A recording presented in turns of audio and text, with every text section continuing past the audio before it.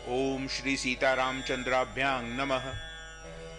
श्रीमद् वाल्मीकि रामायण अयोध्या कांडम चतुष्षष्टितमः सर्ग यानी सर्ग 64। इस सर्ग में राजा दशरथ का अपने द्वारा मुनि कुमार के वध से दुखी हुए उनके माता पिता के विलाप और उनके दिए हुए शाप का प्रसंग सुनाकर कौशल्या के समीप रोते बिलखते हुए आधी रात के समय अपने प्राणों को त्याग देना।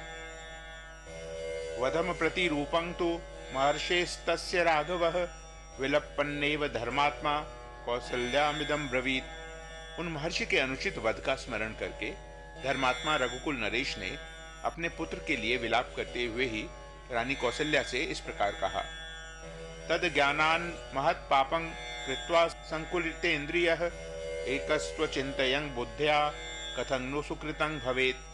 देवी, अनजान में यह महान पाप कर डालने के कारण मेरी सारी इंद्रियां व्याकुल हो रही थी। मैं अकेला ही बुद्धि लगाकर सोचने लगा अब किस उपाय से मेरा कल्याण हो। ततस्तं घटमादाय पूर्णं परम वारिणा आश्रमं तमहं प्राप्य यथाख्यात पथं गतः। तदनंतर उस घड़े को उठाकर मैंने सरयू के उत्तम जल से भरा और उसे लेकर मुनि कुमार के बताए हुए मार्ग से उनके आश्रम पर गया। तत्राहं दुर्बलावंधौ वृद्धाव परिणायकौ अपश्यं तस्य पितरौ लूनपक्षाविव द्विजौ। वहां पहुंचकर मैंने उनके दुबले, अंधे और बूढ़े माता पिता को देखा जिनका दूसरा कोई सहायक नहीं था। उनकी अवस्था पंख कटे हुए दो पक्षियों के समान थी। तन्निमित्ताभिरासीनो कदाभिर्परिश्रमो तामाशांग मत्कृते हीना वपासीनावनाथयत्। वे अपने पुत्र की ही चर्चा करते हुए उसके आने की आशा लगाए बैठे थे। उस चर्चा के कारण उन्हें कुछ परिश्रम या थकावट का अनुभव नहीं होता था। यद्यपि मेरे कारण उनकी वह आशा धूल में मिल चुकी थी, तो भी वे उसी के आश्रय बैठे थे। अब वे दोनों सर्वथा अनाथ से हो गए थे। शोकोपहत चित्तश्च भय संत्रस्त चेतनः तच्चाश्रम पदं गत्वा भूयः शोकमहं गतः। मेरा हृदय पहले से ही शोक के कारण घबराया हुआ था। भय से मेरा होश ठिकाने नहीं था। मुनि के आश्रम पर पहुंचकर मेरा वह शोक और भी अधिक हो गया। पद शब्दं तुमे श्रुत्वा मुनिर्वाक्यं भाषत किंचरायसि मे पुत्र पानीयं क्षिप्रमानेय। मेरे पैरों की आहट सुनकर वे मुनि इस प्रकार बोले, बेटा देर क्यों लगा रहे हो, शीघ्र पानी ले आओ। यन्निमित्तमिदं तात सलिले क्रीडितं त्वया उत्कंठिता ते मातेयं प्रविश क्षिप्रमाश्रमम्। तात, जिस कारण से तुमने बड़ी देर तक जल में क्रीड़ा की है, उसी कारण को लेकर तुम्हारी यह माता तुम्हारे लिए उत्कंठित हो गई है। अतः शीघ्र ही आश्रम के भीतर प्रवेश करो। यदि व्यलीकं कृतं पुत्र मात्रा ते यदि वा मया न तन्मनसि कर्तव्यं त्वया तात तपस्विना। बेटा तात, यदि तुम्हारी माता ने अथवा मैंने तुम्हारा कोई अप्रिय किया हो तो उसे तुम्हें अपने मन में नहीं लाना चाहिए, क्योंकि तुम तपस्वी हो। त्वं गतिस्त्व गतीनां च चक्षुस्त्वं हीन चक्षुषां समासक्तास्त्वयि प्राणाः कथं त्वं नाभिभाषसे। हम असहाय हैं, तुम ही हमारे सहायक हो। हम अंधे हैं, तुम ही हमारे नेत्र हो। हम लोगों के प्राण तुम ही में अटके हुए हैं। बताओ तुम बोलते क्यों नहीं हो। मुनिम व्यक्त्या वाचा तमहं सज्जमानया हिनव्यंजनया प्रेक्ष भीतचित्त इवा ब्रुवम। मुनि को देखते ही मेरे मन में भय सा समा गया। मेरी जबान लड़खड़ाने लगी। कितने अक्षरों का उच्चारण नहीं हो पाता था। इस प्रकार अस्पष्ट वाणी में मैंने बोलने का प्रयास किया। मनसः कर्म चेष्टाभिर्भिसंस्तभ्यं वाग्बलम् आचचक्षे त्वहं तस्मै पुत्र व्यसनजं भयम्। मानसिक भय को बाहरी चेष्टाओं से दबाकर मैंने कुछ कहने की क्षमता प्राप्त की और मुनि पर पुत्र की मृत्यु से जो संकट आ पड़ा था वह उन पर प्रकट करते हुए कहा। क्षत्रियोहं दशरथो नाहं पुत्रो महात्मनः सज्जनाव मतंग दुख मिदं प्राप्तं स्वकर्मजम्। महात्मन, मैं आपका पुत्र नहीं, दशरथ नाम का एक क्षत्रिय हूँ। मैंने अपने कर्मवश यह ऐसा दुख पाया है जिसकी सत्पुरुषों ने सदा निंदा की है। भगवंशापहस्तोहं सरयूतीरमागतः जिघांसु श्वापदं किंचिन निपाने वागतंगजम। भगवन, मैं धनुष बाण लेकर सरयू के तट पर आया था। मेरे आने का उद्देश्य यह था कि कोई जंगली हिंसक पशु अथवा हाथी घाट पर पानी पीने के लिए आवे तो मैं उसे मारूं। ततः श्रुतो मया शब्दो जले कुंभस्य पूर्यतः द्वीपो यमिति मत्वाहं बाणेनाभिहतो मया। थोड़ी देर बाद मुझे जल में घड़ा भरने का शब्द सुनाई पड़ा। मैंने समझा कोई हाथी आकर पानी पी रहा है, इसलिए उस पर बाण चला दिया। गत्वा तस्यास्ततस्तीर मपश्य मिशुना हृदि विनिर्भिन्नं गत प्राणं शयानं भुवि तापसम। फिर सरयू के तट पर जाकर देखा कि मेरा बाण एक तपस्वी के छाती में लगा है और वे मृत प्राय होकर धरती पर पड़े हैं। ततस्तस्यैव वचनादु वेत्य परितप्यतः समया सहसा बाण उद्धृतो मर्मस्तदा। उस बाण से उन्हें बड़ी पीड़ा हो रही थी, अतः उस समय उन्हीं के कहने से मैंने सहसा वह बाण उनके मर्म स्थान से निकाल दिया। सचोद धृतेन बाणेन सहसा स्वर्गमास्थितः भगवंता बुभो शोषन्न धाविति विलप्य च। बाण निकलने के साथ ही वे तत्काल स्वर्ग सिधार गए। मरते समय उन्होंने आप दोनों पूजनीय अंधे पिता माता के लिए बड़ा शोक और विलाप किया था। अज्ञानाद भवतः पुत्रः सहसाभिहतो मया शेषमेवं गते यत् स्यात् तत्प्रसीदतु मे मुनिः। इस प्रकार अनजान में मेरे हाथ से आपके पुत्र का वध हो गया है। ऐसी अवस्था में मेरे प्रति जो शाप या अनुग्रह शेष हो उसे देने के लिए आप महर्षि मुझ पर प्रसन्न हो। स तच्छ्रुत्वा वचः क्रूरं मया तद कशंसिना नाशकत तीव्र मायासं सकर्तुं भगवान ऋषिः। मैंने अपने मुंह से अपना पाप प्रकट कर दिया था, इसलिए मेरी क्रूरता से भरी हुई वह बात सुनकर भी वे पूज्यपाद महर्षि मुझे कठोर दंड भस्म हो जाने का शाप नहीं दे सके। स बाष्पूर्ण वदनो निश्वसन शोक मूर्छितः मामुवाच महातेजाः कृतांजलिम उपस्थितम। उनके मुख पर आंसुओं की धारा बह चली और वे शोक से मूर्छित होकर दीर्घ निश्वास लेने लगे। मैं हाथ जोड़े उनके सामने खड़ा था। उस समय उन महातेजस्वी मुनि ने मुझसे कहा, यद्येतद् शुभं कर्म न स्म मे कथयेह स्वयं फलेन मूर्धा स्मते राजन सद्यः शत सहस्त्रधा। राजन, यदि यह अपना पाप कर्म तुम स्वयं यहाँ आकर न बताते तो शीघ्र ही तुम्हारे मस्तक के सैकड़ों हजारों टुकड़े हो जाते। क्षत्रियेण वधो राजन वानप्रस्थे विशेषतः ज्ञानपूर्वं कृतः स्थानात् चावयेदपि वज्रिणम। नरेश्वर, यदि क्षत्रिय जानबूझकर विशेषतः किसी वानप्रस्थी का वध कर डाले तो वह वज्रधारी इंद्र ही क्यों न हो, वह उसे अपने स्थान से भ्रष्ट कर देता है। सप्तधातु भवेन मूर्धा मुनो तपसि तिष्ठति ज्ञानाद विसृजतः शस्त्रं तादृशे ब्रह्मवादिनी। तपस्या में लगे हुए वैसे ब्रह्मवादी मुनि पर जानबूझकर शस्त्र का प्रहार करने वाले पुरुष के मस्तक के 7 टुकड़े हो जाते हैं। अज्ञानादि कृतं यस्मा दिदंते तेन जीवसे अपि यकुशलं न स्याद राघवाणां कुतो भवान। तुमने अनजाने में यह पाप किया है, इसलिए अभी तक जीवित हो। यदि जानबूझकर किया होता तो समस्त रघुवंशियों का कुल ही नष्ट हो जाता। अकेले तुम्हारी तो बात ही क्या है। नये नौ नृप तंग देशमिति मांग चाभ्य भाषत अद्य तंग द्रष्टुमिच्छावह पुत्रं पश्चिम दर्शनम। उन्होंने मुझसे यह भी कहा, नरेश्वर, तुम हम दोनों को उस स्थान पर ले चलो जहां हमारा पुत्र मरा पड़ा है। इस समय हम उसे देखना चाहते हैं, यह हमारे लिए उसका अंतिम दर्शन होगा। रुधिरेणा वसिक्तांग प्रकीर्णाजिनवाससं शयानं भुवि निस्संज्ञं धर्मराज वशंगतम।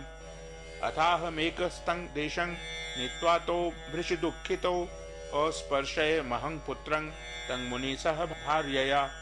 तब मैं अकेला ही अत्यंत दुख में पड़े हुए उन दंपत्ति को उस स्थान पर ले गया जहां उनका पुत्र काल के अधीन होकर पृथ्वी पर अचेत पड़ा था। उसके सारे अंग खून से लथपथ हो रहे थे, मृग चर्म और वस्त्र बिखरे पड़े थे। मैंने पत्नी सहित मुनि को उनके पुत्र के शरीर का स्पर्श कराया। तौ पुत्रमात्मनः स्पृष्ट्वा तमासाद्य तपस्विनो निपेततुः शरीरेस्य पिता चैनुमुवाचः। वे दोनों तपस्वी अपने उस पुत्र का स्पर्श करके उसके अत्यंत निकट जाकर उसके शरीर पर गिर पड़े। फिर पिता ने पुत्र को संबोधित करके उससे कहा, नाभिवादयसे माद्य न च माम विभाषसे किंच शेषे तु भूमौ त्वं वत्स किं कुपितो ह्यसि। बेटा, आज तुम मुझे ना तो प्रणाम करते हो और न मुझसे बोलते ही हो। तुम धरती पर क्यों सो रहे हो? क्या तुम हमसे रूठ गए हो? नन्वहं ते प्रियः पुत्र मातरं पश्य धार्मिकीं किंच नालिंगसे पुत्र सुकुमार वचो वद। बेटा, यदि मैं तुम्हारा प्रिय नहीं हूँ तो तुम अपनी इस धर्मात्मा माता की ओर तो देखो। तुम इसके हृदय से क्यों नहीं लग जाते हो? वत्स, कुछ तो बोलो। कस्य वा पर रात्रेहं श्रोष्यामि हृदयंगमम् अधियानस्य मधुरं शास्त्रं वान्यद विशेषतः। अब पिछली रात में मधुर स्वर से शास्त्र या पुराण आदि अन्य किसी ग्रंथ का विशेष रूप से स्वाध्याय करते हुए किसके मुंह से मैं मनोरम शास्त्र चर्चा सुनूंगा? को मांग संध्या मुपास्यैव स्नात्वा हुतहुताशनः श्लाघयिष्यत्युपासीनः पुत्रशोक भयार्दितम्। अब कौन स्नान, संध्योपासना तथा अग्निहोत्र करके मेरे पास बैठकर पुत्र शोक के भय से पीड़ित हुए मुझ बूढ़े को सांत्वना देता हुआ मेरी सेवा करेगा? कंदमूल फलं हृत्वा यो मांग प्रियमेवा अतिथिम भोजयिष्यत्य कर्मण्य मप्रग्रहम नायकम। अब कौन ऐसा है जो कंद मूल और फल लाकर मुझ अकर्मण्य अन्न संग्रह से रहित अनाथ को प्रिय अतिथि की भांति भोजन कराएगा? इमा मंदांग च वृद्धांग च मातरं ते तपस्विनीं कथं पुत्र भरिष्यामि कृपणांग पुत्र गर्धिनीं। बेटा, तुम्हारी यह तपस्विनी माता अंधी, बूढ़ी, दीन तथा पुत्र के लिए उत्कंठित रहने वाली है। मैं स्वयं अंधा होकर इसका भरण पोषण कैसे करूंगा? तिष्ठ मामा गमः पुत्र यमस्य सदनं प्रति श्वो मया सह गंतासि जनन्या च समेधितः। पुत्र, ठहरो, आज यमराज के घर ना जाओ, कल मेरे और अपनी माता के साथ चलना। उभावपि च शोकार्ता वनाथो कृपणो वने क्षिप्रमेव गमिष्याव तव्या हीनो यमक्षयम्।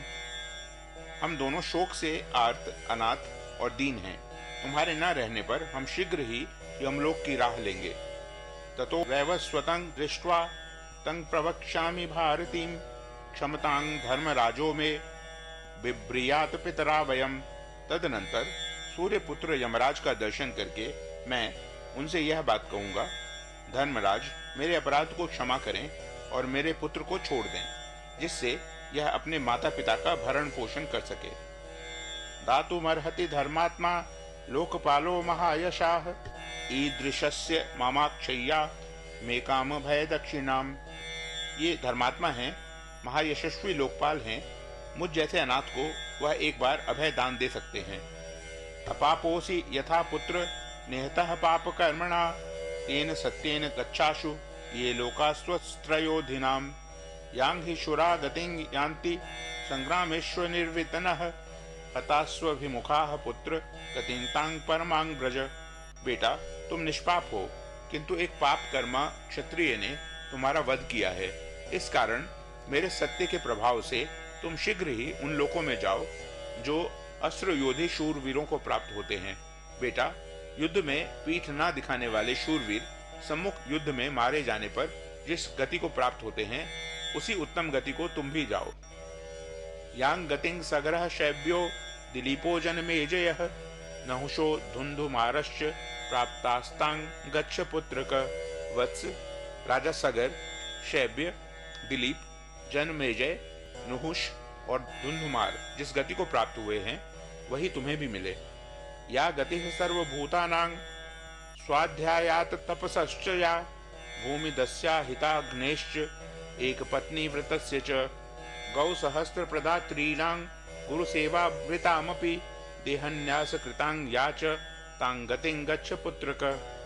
स्वाध्याय और तपस्या से समस्त प्राणियों के आश्रयभूत जिस पर ब्रह्म की प्राप्ति होती है, वही तुम्हें प्राप्त हो। वत्स, भूमिदाता, अग्निहोत्री, एक पत्नी व्रती, 1000 गौओं का दान करने वाले, गुरु की सेवा करने वाले तथा महाप्रस्थान आदि के द्वारा देह त्याग करने वाले पुरुषों को जो गति मिलती है वही तुम्हें भी प्राप्त हो। नहीं त्वस्मिन् कुले जातो गच्छत्य कुशलां गतिम सतु यास्यति येन त्वं निहतो मम बांधवः। हम जैसे तपस्वियों के स्कूल में पैदा हुआ कोई पुरुष बुरी गति को नहीं प्राप्त हो सकता। बुरी गति तो उसकी होगी जिसने मेरे बांधव रूप तुम्हें अकारण मारा है। एवं स कृपणं तत्र परे देव यथा सकृत ततोस्मे कर्तुमुदकं प्रवृत्तः स भार्यया। इस प्रकार वे दीन भाव से बारंबार विलाप करने लगे। तत्पश्चात अपनी पत्नी के साथ वे पुत्र को जलांजलि देने के कार्य में प्रवृत्त हुए। सतु दिव्येन रूपेण मुनिपुत्रः स्वकर्मभिः स्वर्ग मध्यारुहत क्षिप्रं शक्रेण सह धर्मविद। इसी समय वह धर्मज्ञ मुनि कुमार अपने पुण्य कर्मों के प्रभाव से दिव्य रूप धारण करके शीघ्र ही इंद्र के साथ स्वर्ग को जाने लगा। आब भाषे चतो वृद्धौ शक्रेण सह तापसः आश्वस्य च मुहूर्तं तु पितरं वाक्यं ब्रवीत। इंद्र सहित उस तपस्वी ने अपने बूढ़े पिता माता को एक मुहूर्त तक आश्वासन देते हुए उनसे बातचीत की। फिर वह अपने पिता से बोला, स्थानमस्मि महत् प्राप्तो भवतोः परिचारणात् भवन्तावपि च क्षिप्रं मम मूलमुपैष्यथ। मैं आप दोनों की सेवा से महान स्थान को प्राप्त हुआ हूँ। अब आप लोग भी शीघ्र ही मेरे पास आ जाइएगा। एवं मुक्त्या तो दिव्येन विमानेन वपुष्मता आरुरोह दिवं क्षिप्रं मुनिपुत्रो जितेंद्रियः। यह कहकर वह जितेंद्रिय मुनि कुमार उस सुंदर आकार वाले दिव्य विमान से शीघ्र ही देवलोक को चला गया। स कृत्वा थोदकं तूर्णं तापसः सह भार्यया मामुवाच महातेजाः कृतांजलिमुपस्थितम्। तदनंतर पत्नी सहित उन महातेजस्वी तपस्वी मुनि ने तुरंत ही पुत्र को जलांजलि देकर हाथ जोड़े खड़े हुए मुझसे कहा, अद्वैव जहि मांग राजन मरणे नास्ति में व्यथा यह शरेणैक पुत्रं मांग त्वमकार्षीर पुत्रकम। राजन, तुम आज ही मुझे भी मार डालो, अब मरने में मुझे कष्ट नहीं होगा। मेरा एक ही बेटा था जिसे तुमने अपने बाण का निशाना बनाकर मुझे पुत्रहीन कर दिया। त्वयापि च यदज्ञाना निहतो मे स बालकः तेन त्वामपि शप्सेऽहं सुदुःखमति दारुणम्। तुमने अज्ञानवश जो मेरे बालक की हत्या की है उसके कारण मैं तुम्हें भी अत्यंत भयंकर एवं भली भांति दुख देने वाला शाप दूंगा। पुत्र व्यसनजं दुःखं यदि तन्मम सांप्रतम एवं त्वं पुत्र शोकेन राजनं कालं करिष्यसि। राजन, इस समय पुत्र के वियोग से मुझे जैसा कष्ट हो रहा है ऐसा ही तुम्हें भी होगा। तुम भी पुत्र शोक से ही काल के गाल में जाओगे। अज्ञानात्तु हतो यस्मात् क्षत्रियेन त्वया मुनिः तस्मात् त्वां नाविशत्याशु ब्रह्महत्या नराधिप। त्वामप्येतादृशो भावः क्षिप्रमेव गमिष्यति जीवितांत करो घोरो दातारमिव दक्षिणाम। नरेश्वर, क्षत्रिय होकर अनजान में तुमने वैश्य जातीय मुनि का वध किया है, इसलिए शीघ्र ही तुम्हें ब्रह्म हत्या का पाप तो नहीं लगेगा, तथापि जल्दी ही तुम्हें भी ऐसी ही भयानक और प्राण लेने वाली अवस्था प्राप्त होगी।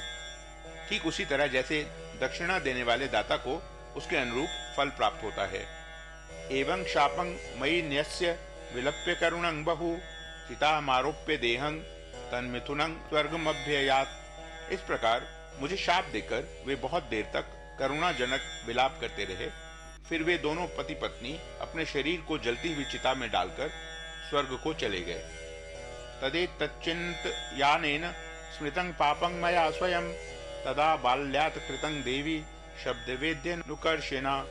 देवी, इस समय इस प्रकार बाल स्वभाव के कारण मैंने पहले शब्द वेदी बाण मारकर और फिर उस मुनि के शरीर से बाण को खींचकर जो उनका वध रूपी पाप किया था, वह आज इस पुत्र वियोग की चिंता में पड़े हुए मुझे स्वयं ही स्मरण हो आया। तस्यायं कर्मणो देवी विपाकः समुपस्थितः अपथ्यैः सह संभुक्ते व्याधिरन्नरसे यथा तस्यान्मामागतं भद्रे तस्योदारस्य तद्वचः। देवी, अपथ्य वस्तुओं के साथ अन्न रस ग्रहण कर लेने पर जैसे शरीर में रोग पैदा हो जाता है, उसी प्रकार यह उस पाप कर्म का फल उपस्थित हुआ है। अतः कल्याणी, उन उदार महात्मा का शाप रूपी वचन इस समय मेरे पास फल देने के लिए आ गया है। इत्युक्त्वा स रुदंस्त्रस्तो भार्या माहतु भूमिपः यदहं पुत्र शोकेन संत्यजिष्यामि जीवितम् चक्षुभ्यां त्वां न पश्यामि कौसल्ये त्वं हि मां स्पृशः।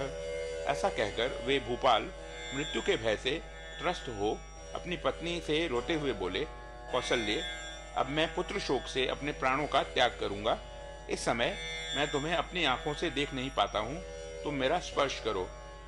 यमक्षय मनुप्राप्ता द्रक्ष्यन्ति नहि मानवाः यदि मां संस्पृशेद रामः सकृदन्वारभेतवा धनं वा यौवराज्यं वा जीवेयमिति मे मतिः। जो मनुष्य यमलोक में जाने वाले यानी मरणासन्न होते हैं, वे अपने बांधव जनों को नहीं देख पाते हैं। यदि श्री राम आकर एक बार मेरा स्पर्श करें अथवा यह धन वैभव और युवराज पद स्वीकार कर लें तो मेरा विश्वास है कि मैं जी सकता हूँ। न तन्मे सदृशं देवी यन्मया राघवे कृतं सदृशं तत्तु तस्यैव यदनेन कृतं मयि। देवी, मैंने श्री राम के साथ जो बर्ताव किया है वह मेरे योग्य नहीं था, परंतु श्री राम ने मेरे साथ जो व्यवहार किया है वह सर्वथा उन्हीं के योग्य है। दुर्वृत्तमपि कः पुत्रं त्यजेद भुवि विचक्षणः कस्य प्रव्राज्यमानो वा नासूयेत पितरं सुतः। कौन बुद्धिमान पुरुष इस भूतल पर अपने दुराचारी पुत्र का भी परित्याग कर सकता है? एक मैं हूँ जिसने अपने धर्मात्मा पुत्र को त्याग दिया, तथा कौन ऐसा पुत्र है जिसे घर से निकाल दिया जाए और वह पिता को कोसे तक नहीं। परंतु श्री राम चुपचाप चले गए, उन्होंने मेरे विरुद्ध एक शब्द भी नहीं कहा। चक्षुषा त्वां न पश्यामि स्मृतिर्मम विलुप्यते दूता वैवस्व तत्स्येते कौसल्ये त्वरयन्ति माम। कौसल्ये, अब मेरी आंखें तुम्हें नहीं देख पाती हैं, स्मरण शक्ति भी लुप्त होती जा रही है। उधर देखो, ये यमराज के दूत मुझे यहाँ से ले जाने के लिए उतावले हो उठे हैं। अतस्तु किं दुःख तरंग यदहं जीवितक्षये नहीं पश्यामि धर्मज्ञं रामं सत्य पराक्रमम्। इससे बढ़कर दुख मेरे लिए और क्या हो सकता है कि मैं प्राणांत के समय सत्य पराक्रमी धर्मज्ञ राम का दर्शन नहीं पा रहा हूँ। तस्या दर्शनजः शोकः सुतस्या प्रतिकर्मणः उच्छोषयति वै प्राणान् वाणिस्तोकमिवातपः। जिनकी समता करने वाला संसार में दूसरा कोई नहीं है, उन प्रिय पुत्र श्री राम को न देखने का शोक मेरे प्राणों को उसी तरह सुखाए डालता है जैसे धूप थोड़े से जल को शीघ्र सुखा देती है। नते मनुष्या देवास्ते ये चारो शुभ कुंडलम मुखं द्रक्ष्यन्ति रामस्य वर्षे पंचदशे पुनः। वे मनुष्य नहीं देवता हैं जो आपके 15वें वर्ष वन से लौटने पर श्री राम का सुंदर मनोहर कुंडलों से अलंकृत मुख देखेंगे। पद्मपत्रे क्षणं शुभ्रु सुदंष्ट्रं चारुनासिकं धन्या द्रक्ष्यन्ति रामस्य ताराधिप समं मुखम। जो कमल के समान नेत्र, सुंदर भौहें, स्वच्छ दांत और मनोहर नासिका से सुशोभित श्री राम के चंद्रोपम मुख का दर्शन करेंगे, वे धन्य हैं। सदृशं शारदस्येन्दोः फुल्लस्य कमलस्य च सुगन्धिमं रामस्य धन्या द्रक्ष्यन्ति ये मुखम। निवृत्त वनवासं तं योध्यां पुनरागतं द्रक्ष्यन्ति सुखिनो रामं शुक्रं मार्गगतं यथा। जो मेरे श्री राम के शरद चंद्र सदृश मनोहर और प्रफुल्ल कमल के समान सुवासित मुख का दर्शन करेंगे, वे धन्य हैं। जैसे मूढ़ता आदि अवस्थाओं को त्याग कर अपने उच्च मार्ग में स्थित शुक्र का दर्शन करके लोग सुखी होते हैं, उसी प्रकार वनवास की अवधि पूरी करके पुनः अयोध्या में लौटकर आए हुए श्री राम को जो लोग देखेंगे वे ही सुखी हैं। कौसल्य चित्त मोहेन हृदयं सीदते तराम वेदये न च संयुक्तान शब्द स्पर्श रसानहम। कौसल्या, मेरे चित्त पर मोह छा रहा है, हृदय विदीर्ण सा हो रहा है, इंद्रियों से संयोग होने पर भी मुझे शब्द स्पर्श और रस आदि विषयों का अनुभव नहीं हो रहा है। चित्त नाशाद विपद्यन्ते सर्वाण्येवेन्द्रियाणि हि क्षीण स्नेहस्य दीपस्य संरक्ता रश्मयो यथा। जैसे तेल समाप्त हो जाने पर दीपक की अरुण प्रभा विलीन हो जाती है, उसी प्रकार चेतना के नष्ट होने पर मेरी सारी इंद्रियां ही नष्ट हो चली हैं। अयमात्म भवः शोको मामनाथमचेतनम संसाधयति वेगेन यथा कूलं नदीरयः। जिस प्रकार नदी का वेग अपने ही किनारे को काट गिराता है, उसी प्रकार मेरा अपना ही उत्पन्न किया हुआ शोक मुझे वेग पूर्वक अनाथ और अचेत किए दे रहा है। हा राघव महाबाहो, हा ममायासनाशन, हा पितृप्रिय मे नाथ, हा ममासि गतः सुत। हा महाबाहु रघुनंदन, हा मेरे कष्टों को दूर करने वाले श्री राम, हा पिता के प्रिय पुत्र, हा मेरे नाथ, हा मेरे बेटे, तुम कहाँ चले गए। हा कौसल्ये न पश्यामि, हा सुमित्रे तपस्विनी, हा नृशंसे ममा मित्रे कैकेयी कुलपांसिनी। हा कौसल्ये, अब मुझे कुछ नहीं दिखाई देता। हा तपस्विनी सुमित्रे, अब मैं इस लोक से जा रहा हूँ। हा मेरी शत्रु क्रूर कुलांगार कैकेयी, तेरी कुटिल इच्छा पूरी हुई। इति मातुश्च रामस्य सुमित्रायाश्च सन्निधो राजा दशरथ शोचंग जीवितांत मुपागमत। इस प्रकार श्री राम माता कौसल्या और सुमित्रा के निकट शोकपूर्ण विलाप करते हुए राजा दशरथ के जीवन का अंत हो गया। तथा तु दीनः कथयन् नराधिपः प्रियस्य पुत्रस्य विवासनातुरः गतेर्ध रात्रे वृष दुख पीड़ित सदा जहां प्राणमुदार दर्शनः। अपने प्रिय पुत्र के वनवास से शोकाकुल हुए राजा दशरथ इस समय दीनतापूर्ण वचन कहते हुए आधी रात बीतते बीतते अत्यंत दुख से पीड़ित हो गए और उसी समय उन उदारदर्शी नरेश ने अपने प्राणों को त्याग दिया। इत्याशय श्रीमद् रामायणे वाल्मीकिये आदि काव्ये अयोध्या कांडे चतुष्षष्टितमः सर्गः। इस प्रकार श्री वाल्मीकि निर्मित आश रामायण आदि काव्य के अयोध्या कांड में 64वां सर्ग पूरा हुआ। ओम।